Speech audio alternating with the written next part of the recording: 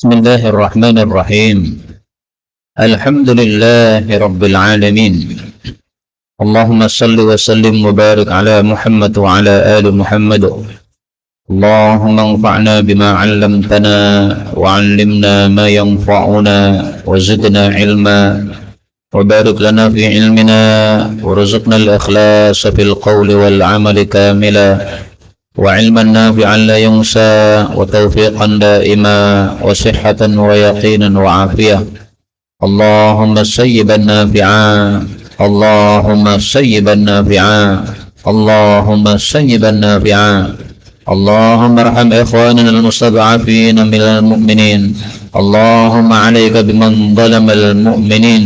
آمين يا رب العالمين. Alhamdulillah, kaum muslimin rahimani wa rahimakumullah. Kita lanjutkan pengajian tafsir Al-Quran satu hari satu halaman, dan kita masih membahas juz yang ke-24.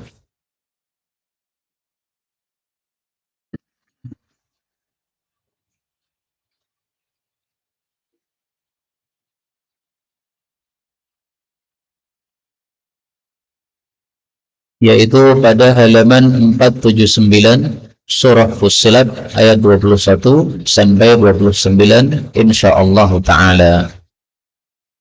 A'udzu billahi as-sami'il 'alim minasy syaithanir rajim min hamzihi wa nafthihi wa nafthihi.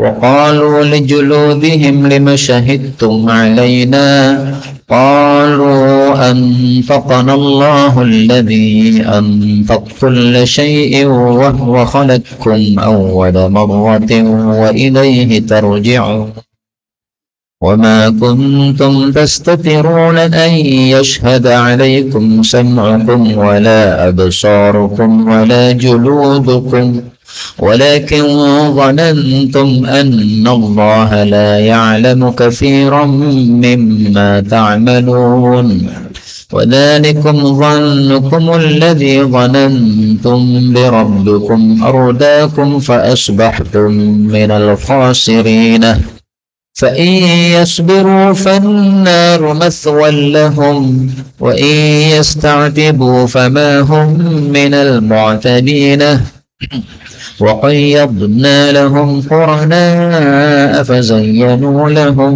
ما بين أيديهم وما خلفهم وحق عليهم القول في قد خلت من قبلهم من الجن والإنس إنهم كانوا خاسرين وقال الذين كفروا لا تسمعوا لهذا القرآن والغوا فيه لعلكم تغلبون فلنذيقن الذين كفروا عذابا شديدا ولنجزينهم أسوأ الذي كانوا يعملون ذلك جزاء أعداء الله النار لهم فيها دار الخلد جزاء بما كانوا بآياتنا يجحدون وقال الذين كفروا ربنا أرنا الذين أضلانا من الجن والإنس نجعلهما تحت أقدامنا ليكونا من الأسفلين. Alhamdulillahi Rabbil Alamin. Allahumma arhamna bil Qur'ani amin. Pada ayat-ayat yang kita baca ini ada beberapa kata yang bisa dibaca dengan dua bacaan. Yang pertama pada ayat 21, wa huwa, ini haknya boleh disukun seperti biasa ya, wa huwa. Kemudian turja'un boleh dibaca tarji'un. Kemudian pada ayat yang ke-26, Al-Quran, boleh dibaca Al-Quran. Seperti biasa disebut bacaan naql qiraah Ibnu Katsir. Kemudian pada ayat 28 ra ketemu lam, ini boleh idgham annal lahum. Kemudian dal ketemu jim boleh idgham al-khuld jazaa. Kemudian ayat 29, arina, ra-nya boleh sukun, arna. Kemudian alladzaini, nunnya boleh tasydid, alladzaini. Ini semuanya adalah qiraah mutawatirah yang sumbernya dari Sayyidina Rasulullah sallallahu alaihi wasallam. Maka semuanya bacaan yang benar. Adapun tafsirnya secara ringkas, Allah mengatakan pada surah Fussilat ayat 21, wa qalu, dan mereka orang-orang kafir berkata, lijuludihim, kepada kulit-kulit mereka, lima, kenapakah syahidtum, kalian bersaksi, alaina, terhadap kami. Qalu, mereka mengatakan, antaqanallah, Allah telah menyuruh kami bicara, Allah telah menyebabkan kami bicara. Alladzi, zat yang antaqa, bisa membuat bicara, kulla syai', segala sesuatu. Wa huwa, dan dia Allah, khalaqakum, telah menciptakan kalian, awwal marrah, pada awal kali, yaitu dulu sebelum lahir di dunia. Wa ilaihi, dan hanya kepada Allah, tarji'un, kalian akan kembali. Kaum muslimin rahimani wa rahimakumullah, ayat ini melanjutkan ayat sebelumnya, bahwasanya orang-orang kafir besok di akhirat mulutnya akan dikunci oleh Allah sehingga mereka tidak bisa bicara. Nah, ketika mereka tidak bisa bicara, maka yang disuruh bicara oleh Allah adalah kulit-kulit mereka. Demikian juga anggota tubuh yang lain disuruh bicara oleh Allah. Misalnya mata dulu digunakan untuk apa? Nah, matanya akan berkata. Misalnya telinga digunakan untuk apa? Telinganya akan berkata. Misalnya tangan digunakan untuk apa? Tangannya akan berkata. Nah, ketika kulit-kulit itu berkata, menjadi saksi, betul ya Allah, kami dulu kulit digunakan untuk maksiat. Misalnya laki menyentuh perempuan, nah ini berarti maksiat. Atau misalnya tangan menyentuh minuman keras, nah berarti maksiat. Atau tangan untuk mengambil barang milik orang lain, berarti mencuri, maksiat. Nah ini semuanya kulit-kulit akan menjadi saksi. Yang pertama kali menjadi saksi adalah telapak tangan dan paha. Hadisnya diriwayatkan oleh Al-Imam An-Nasai di dalam Sunan Kubra, bahwasanya Rasulullah sallallahu alaihi wasallam bersabda, innakum, sesungguhnya kalian wahai manusia, tud'auna muftaman ala afwahikum bil fidam, kalian dipanggil dalam keadaan mulut-mulutnya terkunci. Kalian, ini Nabi mengatakan kepada para sahabat, sehingga ini zahirnya yang dikunci mulutnya tidak hanya orang-orang kafir saja, tapi semua manusia pada waktu itu tidak bisa bicara, yang bicara adalah anggota tubuhnya. Fa'awwalu syai'in yubinu an ahadikum, maka pertamanya anggota tubuh yang berbicara terhadap salah satu kalian adalah fakhiduhu, pahanya, wa kaffuhu, dan telapak tangannya.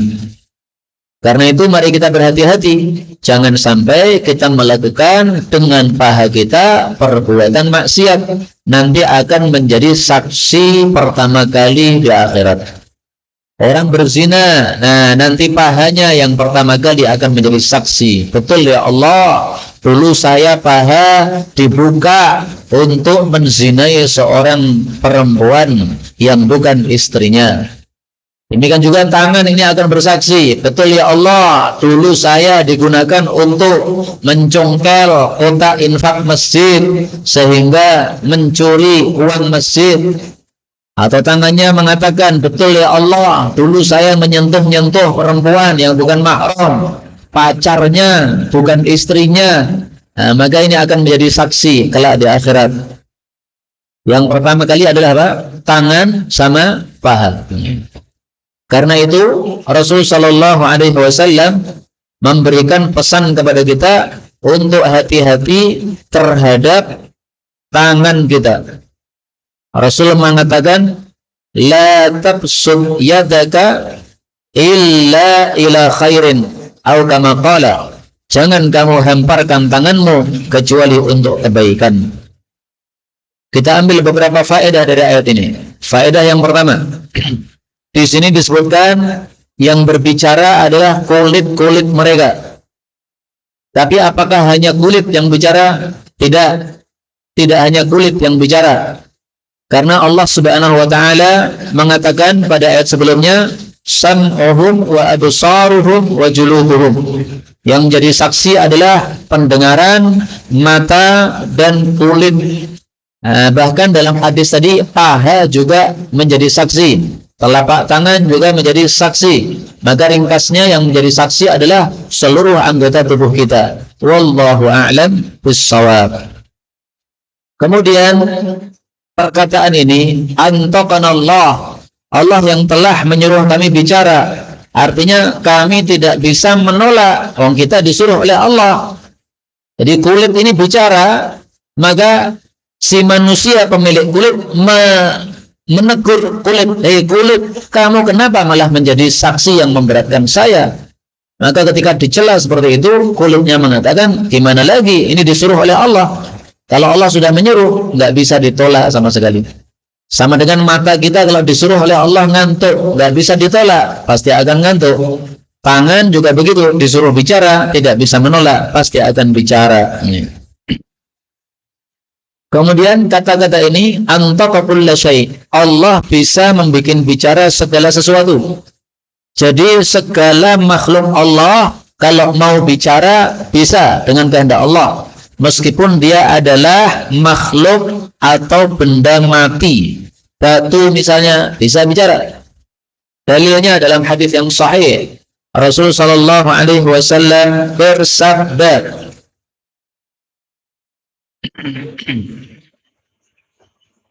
tentang Hajar Aswad, la ya'tiyanna, sungguh betul-betul akan datang, hadzal hajar aswad ini, yaumul qiyamah, besok pada hari kiamat, lahu ainan, memiliki dua mata yang bisa melihat dengannya, dan memiliki lisan yang dia bisa bicara dengannya, yang dia akan menjadi saksi bagi siapapun yang menyentuh Hajar Aswad dengan kebenaran. Hadis riwayat Ibnu Majah, demikian juga diriwayatkan oleh Imam Tirmidzi, sahih.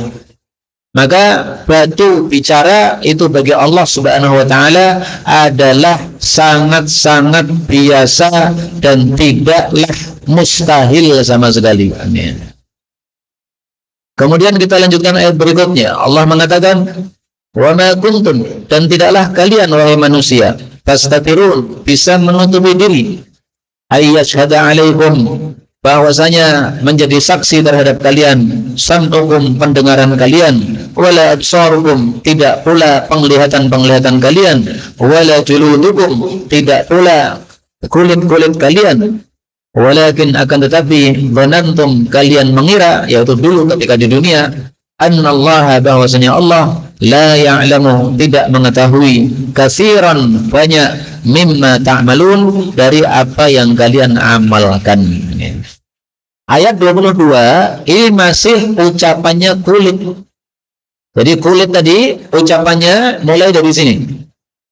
Qalu, mereka kulit mengatakan, antaqanallahu alladzi antaqa kulla syai', terus sampai ayat berikutnya, wa ma kuntum tastabirun, sampai pada mimma ta'malun. Demikian dijelaskan oleh Al-Imam Ibnu Katsir.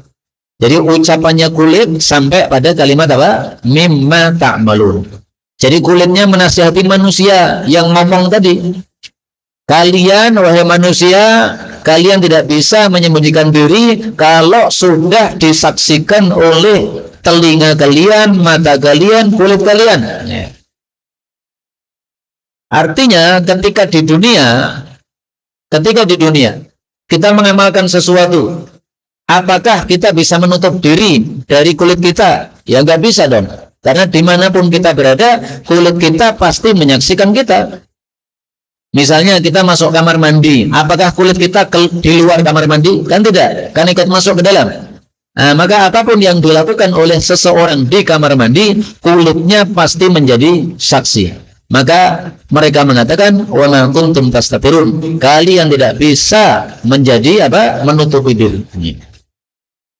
Walakin binantum, tetapi kalian dulu mengira bahwa Allah tidak mengetahui banyak dari apa yang kalian amalkan. Ini berkaitan dengan sebagian orang kafir yang mengatakan Allah itu, kalau kita bicara bisik-bisik, Allah nggak tahu. Tapi kalau kita bicara keras-keras, Allah baru dengar. Sama dengan orang yang mengatakan kalau kita melakukannya sembunyi-sembunyi di kamar sendiri, maka Allah nggak tahu. Tapi kalau kita melakukannya di tempat yang terang benderang, ada lampunya, maka Allah tahu. Nah, ini perkataan sebagian orang kafir. Maka ketika mereka mengatakan seperti itu, Allah jawab dengan ayat 23. Wadzalikum, dan itulah dhannukum, persangkaan kalian, alladzi dhanantum, yang kalian sangkakan, bi rabbikum, terhadap pemelihara kalian, ardakum, telah membinasakan kalian, fa asbahtum, maka kalian menjadi minal khasirin, termasuk orang-orang yang rugi. Kaum muslimin rahimani wa rahimakumullah, persangkaan jelek orang-orang kafir kepada Allah ini harus kita hindari, yaitu mereka menyangka Allah tidak tahu perbuatan mereka. Nah, kita harus yakin bahwasanya perbuatan kita betul-betul diketahui oleh Allah Subhanahu wa ta'ala. Sehingga mari kita berhati-hati, apa yang sudah lalu, keburukan-keburukan, mari kita tinggalkan, mulai hidup baru dengan kebaikan-kebaikan. Apalagi ini akan masuk tahun baru, jangan sampai tahun baru sama dengan tahun sebelumnya, atau justru lebih jelek daripada tahun sebelumnya. Al-Hasan Al-Basri ketika membaca ayat ini, beliau melakukan tafakkur. Setelah tafakkur sesaat, beliau berkomentar, manusia amalannya tergantung persangkaannya kepada Allah. Orang beriman, kenapa amalannya baik? Karena persangkaannya kepada Allah baik, bahwasanya Allah melihat dia, bahwasanya Allah akan membalas pahala dia, membalas pahala untuk dia. Akhirnya dia beramalnya baik-baik. Adapun orang kafir, kenapa beramalnya jelek? Karena persangkaannya kepada Allah juga jelek. Mereka menyangka Allah tidak melihat mereka. Mereka menyangka tidak ada hari kebangkitan. Akhirnya mereka beramal yang jelek-jelek. Nah, mari kita beramal yang baik-baik. Karena bukankah kita menyangka atau yakin bahwasanya Allah pasti betul-betul akan membalas amal kita? Nah, kalau yakin seperti itu, mari kita perbaiki amal kita masing-masing. Ayat 24. Fa iyasbiru, maka jika mereka sabar, fannaru, maka neraka itu maswal lahum, tempat tinggal bagi mereka. Wa iyasta'tibu, dan apabila mereka minta maaf, famahum, maka tidaklah mereka minal mu'tabin, termasuk orang-orang yang diterima maafnya. Ayat ini menunjukkan bahwa orang kafir ahli neraka kekal di dalam neraka. Mau sabar, mau keluh kesah, nggak ada hubungannya, nggak ada efeknya. Mau sabar tetap di neraka, mau keluh kesah juga tetap di neraka. Ayat ini semisal ayat yang lain, yaitu surat Ibrahim ayat 21. Orang-orang kafir ahli neraka mengatakan, sawa'un alaina, sama saja kita ini, ajazi'na am sabarna, apakah kita berkeluh kesah di neraka ataukah kita sabar, ma lana min mahis, kita tidak akan bisa keluar dari api neraka ini. Kemudian kata-kata yasta'dibu, ini ada dua tafsiran. Tafsiran yang saya pilih tadi adalah yang terkenal. Yasta'tib, minta maaf, menyampaikan alasan. Alasannya nggak akan diterima oleh Allah. Kenapa? Karena sudah terlanjur nasi menjadi bubur, udah nggak bisa balik lagi. Sudah terlanjur masuk akhirat, mau dikembalikan ke dunia, nggak bisa. Tafsiran yang kedua, dan ini yang dipilih oleh Al-Imam At-Tabari, yasta'tibu artinya minta dikembalikan ke dunia. Kalau mereka minta dikembalikan ke dunia, Allah tidak bakal mengabulkan permintaan mereka. Maka tafsiran seperti ini semakna dengan ayat yang lain, yaitu surat Al-Mu'minun ayat 107 dan 108. Rabbana akhrijna minha, wahai Allah, keluarkan kami dari neraka. fa in udna fa inna zalimun. Kalau kami nekat kafir, berarti kami betul-betul zalim. Allah menjawab, ikhsa'u fiha, silahkan rendah di dalam neraka, wala tukallimun, enggak usah ngomong lagi sama saya. Jadi Allah sudah enggak mau mendengar ucapan mereka. Udah, enggak usah ngomong lagi, udah diam saja. Dimarahi oleh Allah Subhanahu wa taala. Na'udzubillahi min syarri dzalik. Nah, maka orang-orang kafir itu apa yang dilakukan di dunia? Allah katakan wa qayyadna, dan kami Allah menyiapkan lahum, bagi orang-orang kafir, qurana'a, gandengan-gandengan atau teman-teman yang menggandengi mereka. Fazayyanu lahum, lalu mereka pun menghias-hiasi untuk mereka ma baina aydihim, apa yang ada di hadapan mereka, maksudnya amal-amal mereka yang sudah lewat.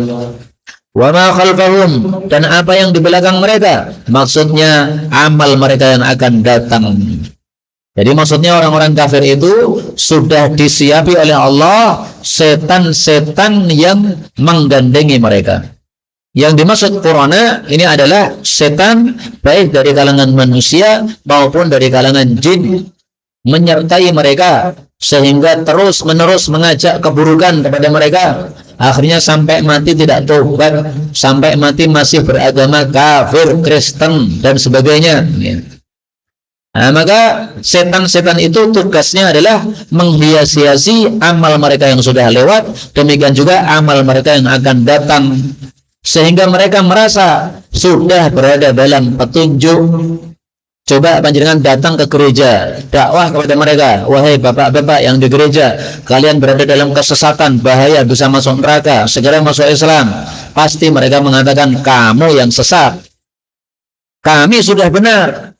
Kenapa seperti itu? Karena zayyanu, karena dihias-hiasi oleh setan, sehingga mereka mengira sudah berada dalam kebenaran. Sebagaimana disebutkan pada surat yang lain, surat Az-Zukhruf ayat 36.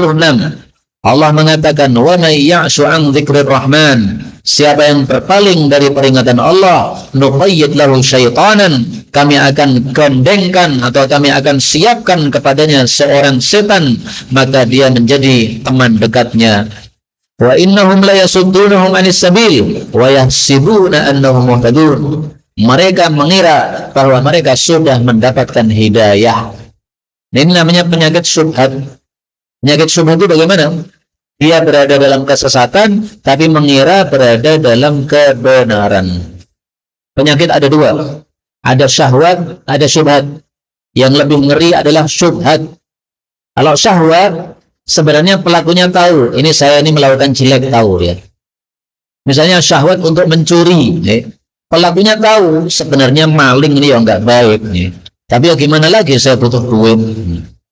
Demikian juga orang yang berzina. Orang berzina itu tahu bahwa perbuatannya jelek, itu tahu. Buktinya dia berzina kan sembunyi-sembunyi, menunjukkan itu jelek bagi dia. Tapi kenapa dia melakukan zina? Karena kalah dengan nafsunya. Tapi kalau penyakit syubhat, orang yang punya penyakit syubhat merasa tidak jelek sama sekali, bahkan mereka merasa berada dalam kebenaran. Makanya rata-rata orang-orang yang sesat, kelompok-kelompok sesat, misalnya kelompok Syiah, Khawarij, Mu'tazilah dan sebagainya, sampai mati tidak tobat. Kenapa? Mereka mengira berada dalam kebenaran. Baru saja kemarin saya melihat satu video orang Syiah, penanya Syiah, penjawabnya juga Kiai Syiah, yang bertanya mengatakan begini, Pak Kiai tanya, istrinya Nabi Aisyah, semoga dilaknat oleh Allah, itu berzinanya sebelum Nabi wafat atau setelah Nabi wafat? Bayangkan Pak, pertanyaannya ngeri banget. Istri Nabi disebut apa? Semoga Allah dilaknat. Semoga dilaknat oleh Allah. Ngeri sekali. Kemudian pertanyaannya ngeri lagi. Zinanya Aisyah kapan? Masya Allah. Berarti mereka itu meyakini Aisyah berzina. Ini contoh orang kafir, orang Syiah yang kafir kayak begini. Mereka kalau diingatkan, jangan ngomong begitu, Aisyah istri Nabi, masa kamu lecehkan begitu? Mereka mengatakan, kamu yang salah, kami sudah benar. Memang Aisyah itu berzina. Kemudian mereka akan menyampaikan dalil-dalil yang sebenarnya tidak menunjukkan sama sekali terhadap perkataan mereka itu. Nah, ini contoh bagaimana kalau orang sudah kemasukan syubhat, maka sampai akhir hayat biasanya tidak tobat. Dalam satu hadis disebutkan, ashabul bid'ah laisa lahum taubah. Pelaku-pelaku bid'ah mereka tidak punya tobat. Bukan berarti kalau tobat tidak akan diterima, bukan. Tapi biasanya tidak akan tobat karena merasa dalam kebenaran. Maka panjenengan bersyukurlah kepada Allah. Panjenengan dikumpulkan bersama ahlus sunnah. Ahlus sunnah ini adalah orang-orang yang diberi hidayah oleh Allah Subhanahu wa ta'ala. Tidak seperti ahli bid'ah yang saya ceritakan tadi. Kemudian Allah mengatakan, wa haqqa, dan telah pasti alaihim kepada mereka al-qawlu, ketetapan. Maksudnya ketetapan akan disiksa oleh Allah Subhanahu wa ta'ala. Fi umamin, pada umat-umat qad khalat, yang telah lewat, min qablihim, dari sebelum mereka, minal jinni, baik dari kalangan jin, wal insi, dan kalangan manusia. Innahum, sesungguhnya mereka, kanu, adalah mereka, khasirin, orang-orang yang rugi, maksudnya yaitu rugi di akhirat kelak karena masuk ke dalam neraka. Jadi orang-orang yang diceritakan tadi, yang merasa berada dalam kebenaran pada dalam kebatilan, mereka itu memang sudah mendapatkan ketetapan dari Allah, ini calon penghuni neraka. Nggak bisa nolak, sudah ditetapkan oleh Allah. Sebagaimana hadis yang sudah sering saya sampaikan dulu, Allah ciptakan Nabi Yahya dalam perut ibunya sudah mukmin. Allah ciptakan Fir'aun dalam perut ibunya sudah kafir. Jadi sampai kiamat tidak akan beriman. Namanya Fir'aun itu dikasih 1000 dalil, nggak mau beriman. Kenapa? Sudah dicetak kafir, sudah haqqa, sudah pasti untuk mendapatkan ketetapan siksa. Tapi seperti ini bukan berarti Allah tidak adil. Berarti Allah nggak adil menetapkan orang ahli neraka. Itu bukan tidak adil. Tetapi Allah itu hakimun, maha bijaksana, la yus'alu amma yaf'al. Allah tidak boleh ditanya tentang apa yang dilakukan. Ya wahum yus'alun, bahkan manusia itu yang ditanya. Kenapa kamu tidak mau Islam padahal kamu sudah tahu Islam itu yang benar? Kenapa kamu tidak mau pelajari Quran padahal sudah diberitahu banyak orang Quran adalah kitab suci yang benar? 26. Wa qala alladziina kafaru, dan berkata orang-orang kafir, la tasma'u, janganlah mendengarkan, lihadzal Qur'an, terhadap Al-Qur'an ini, wal ghaw fihi, dan berbuat laghalah, berbuat sia-sialah kalian, fihi, di dalam Al-Qur'an, la'allakum, supaya kalian taghlibun, bisa mengalahkan. Maksudnya adalah kalau Nabi Muhammad sedang membacakan ayat Quran, maka mereka menandingi bacaan Quran dengan ucapan-ucapan lagha, bersiul, bernyanyi, bertepuk tangan, kemudian ramai gaduh supaya bacaan Quran Nabi nggak ada yang dengar. Nah, itu tingkahnya orang-orang kafir begitu. Kalau Quran dibacakan, pura-pura tuli telinganya, kemudian menandingi Quran. Kalau sekarang ya misalnya menyetel dangdutan dengan keras ketika ada pengajian, nandingi. Ada pengajian di masjid, maka di samping masjid sana mereka keraskan nyanyi-nyanyi. Nah, itu sama dengan ini. La tasma'u lihadzal Qur'an wal ghaw fihi. Tujuannya apa? La'allakum taghlibun, supaya kalian bisa mengalahkan, yaitu dengan suara gaduh tadi bisa mengalahkan bacaan Quran yang dibacakan. Maka kalau orang kafir seperti itu, sikapnya hendaklah kita orang beriman tidak seperti itu. Kalau Quran dibacakan, mari didengarkan dengan telinga. Dalilnya apa? Dalam Al-Quran, surat Al-A'raf ayat 204. Wa idza quri'al Qur'anu fastami'u lahu wa ansitu. Kalau dibacakan Quran, dengarkan dan diam supaya kalian dirahmati oleh Allah Subhanahu wa taala. Tapi memang perintah untuk diam ketika Quran dibacakan menurut mayoritas ulama yang wajib hanyalah ketika salat saja. As-salat, imam baca Quran, wajib kita diam mendengarkan. Kecuali kalau Fatihah, kalau imamnya baca Fatihah, makmum tetap membaca Fatihah. Adapun di luar salat, maka menurut mayoritas para ulama, hukumnya sunnah kita diam mendengarkan bacaan Quran tadi. Misalnya di masjid disetel suara murattal, Apakah kita yang di rumah wajib mendengarkan bacaan tadi? Tidak, tapi sunnah. Berarti kita yang di rumah masih ngobrol-ngobrol gimana? Nggak ada masalah, karena mendengarkannya apa? Tidak wajib. Tapi sebagian kecil ulama berpendapat tetap wajib. Mau di dalam salat, mau di luar salat, kalau Quran dibacakan, diam, dengarkan. Nah ini kalau kita mengikuti pendapat yang wajib, susah ini. Kita berada di rumah, masjid menyetel murattal keras, akhirnya kita harus diam. Karena itu, kalau kita berada di kampung yang berpendapat wajib mendengarkan meskipun di luar salat, jangan setel murattal keras-keras di masjid. Karena kasihan orang-orang yang di rumah, mereka terpaksa harus mendengarkan gara-gara engkau setel keras-keras. Ini. Ayat 27. Falanudhiqanna, maka sungguh betul-betul kami akan mencicipkan alladzina kafaru, kepada orang-orang kafir, adzaban syadida, siksaan yang dahsyat, walanajziyannahum, dan sungguh betul-betul kami akan balas mereka aswa'a, paling jelek, alladzi kanu ya'malun, yang adalah dulu mereka amalkan. Maksudnya Allah akan balas semua amal jelek mereka. Bukan hanya yang terjelek saja yang dibalas. Kalau jelek biasa nggak dibalas, bukan gitu maksudnya. Tapi semua amal jeleknya dibalas oleh Allah Subhanahu wa Ta'ala. Jadi kata-kata aswa, yang paling jelek, ini bukan berarti yang jelek biasa tidak dibalas, bukan. Disebut paling jelek, kenapa? Karena amalan ada dua macam. Ada yang baik, ada yang jelek. Nah yang jelek ini, kalau dibandingkan yang baik adalah paling jelek. Sehingga disebut aswa, paling jelek. 28. Dzalika, itulah jazaa'u a'da'illah, balasan bagi musuh-musuh Allah, yaitu an-nar, api neraka.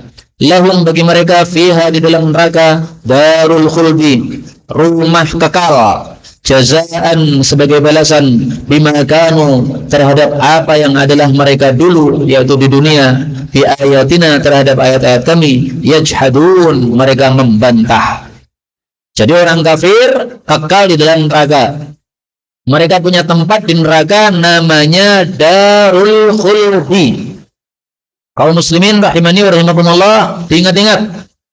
Darul Khuldi, kampung kekal atau rumah kekal, itu bukan istilah untuk surga, tapi istilah untuk neraka.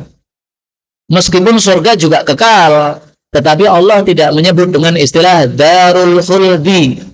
Allah menyebutnya Darul Muqamah untuk surga.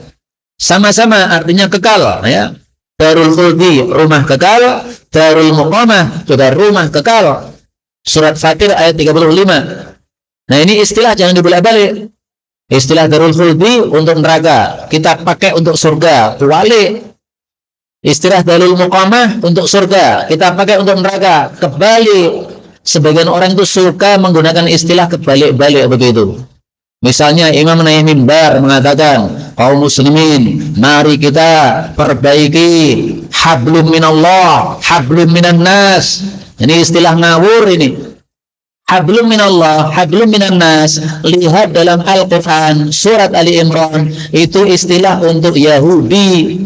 Yahudi akan selalu rendah mereka, kecuali kalau menjaga dua hablum, hablum minallah, hablum minan nas. Adapun kalau untuk orang-orang beriman, maka mereka cukup satu tali saja. Wa'tasimu bihablillahi jami'an.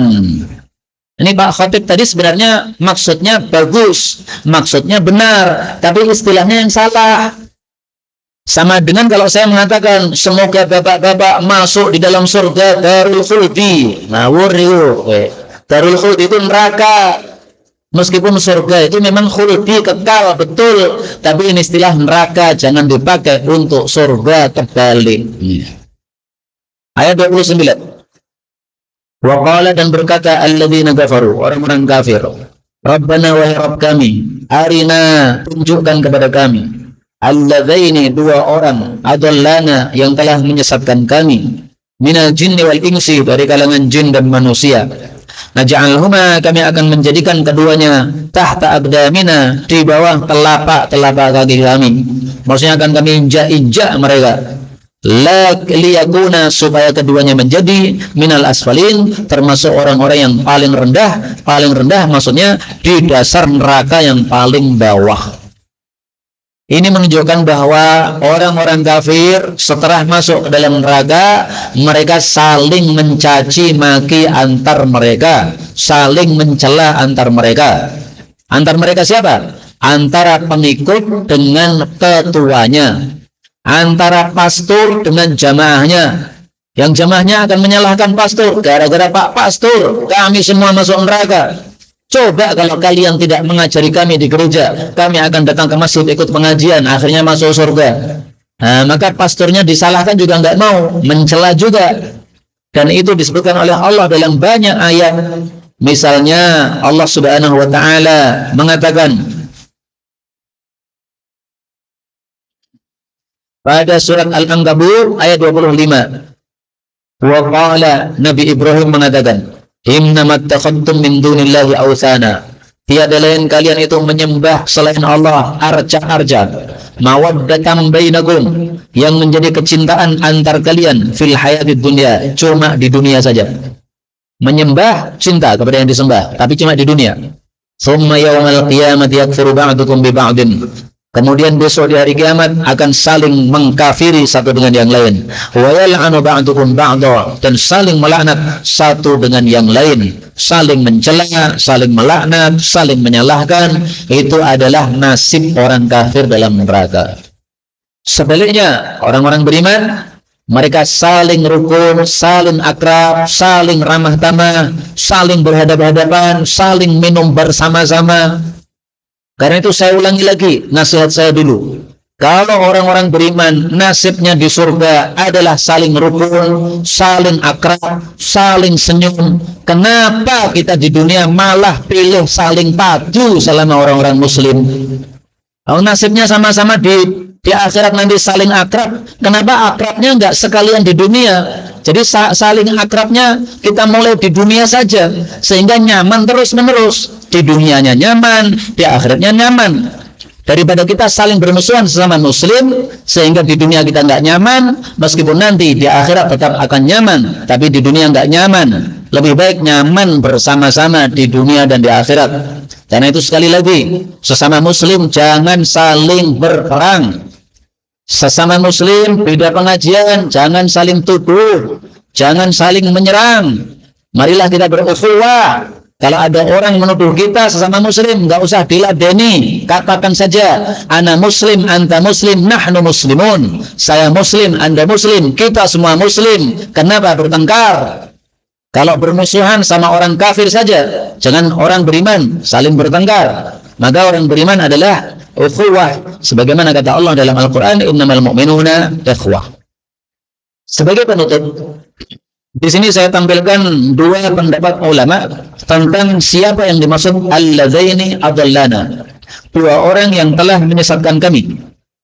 Pendapat pertama disebutkan oleh Ibnu Katsir, yaitu yang pertama adalah iblis, yang kedua adalah Qabil. Jadi iblis ini yang menyesatkan manusia dari kalangan jin. Qabil ini yang menyesatkan manusia dari kalangan manusia. Karena dia adalah pelaku maksiat pertama di atas muka bumi dari kalangan manusia, yaitu membunuh saudaranya karena iri atau dengki. Sehingga semua perbuatan buruk itu sebenarnya meniru perbuatannya Qabil. Maka orang-orang yang masuk ke dalam neraka nanti akan mencari di mana Qabil akan kami injak-injak. Tafsiran yang kedua, yang dimaksud dua orang ini adalah setan jin dan setan manusia. Masing-masing kita punya setan jin. Nah, kalau kita menuruti setan jin kita, maka besok kita akan masuk ke dalam neraka. Na'udzubillahi minasyarri dzalik. Dan itulah yang dicari-cari oleh para orang-orang kafir ini. Inilah yang dapat disampaikan, benarnya dari Allah Ta'ala. Kalaupun ada salahnya, fa astaghfirullahal azim li wa lakum walhamdulillahi rabbil alamin. Kalau masakan lezat sudah datang, maka pengajian tidak bagus kalau dilanjutkan, tidak akan khusyuk. Silahkan menikmati hidangan. Alhamdulillahi rabbil alamin.